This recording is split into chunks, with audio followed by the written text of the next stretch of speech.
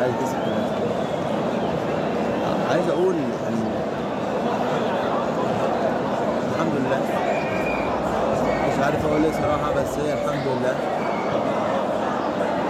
ويعني لسه الدوري عندنا احنا الاول.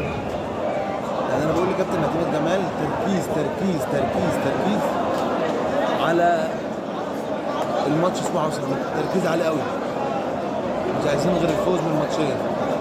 اي نتيجه تانية الدوري راح، انا بقولها لكم، اي نتيجه تانية الدوري راح. الماتش خلص وكل حاجه، بس انا بقول لك اي نتيجه تانية الدوري راح يعني. وان شاء الله لا الدوري لسه موجود والله بتاعنا، احنا لسه الاول، بس بيراميدز احنا 50 هم 50. الدوري بتاعنا لسه. انا بقول اي نتيجه تانية الدوري يروح مننا.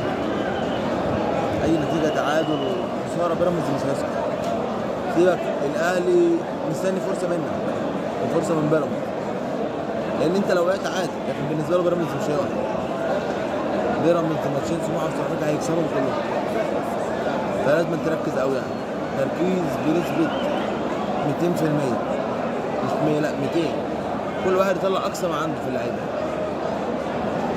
يعني مش فاهم حاجه الصراحه، ماتش غريب، بس هو يعني هي دي البطوله فعلا. الاهلي بيكسب الزمالك رايح جاي، بيراميدز بيكسب الاهلي رايح جاي، الزمالك بيكسب بيراميدز رايح جاي. هي ماشيه كده، هي ماشيه كده.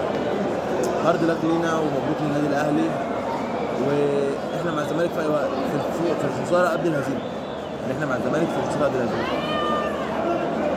والله بحبك يا زمالك، بحبك في انتصارك بقى، في فوزك، في اي حاجه بحبك يا زمالك.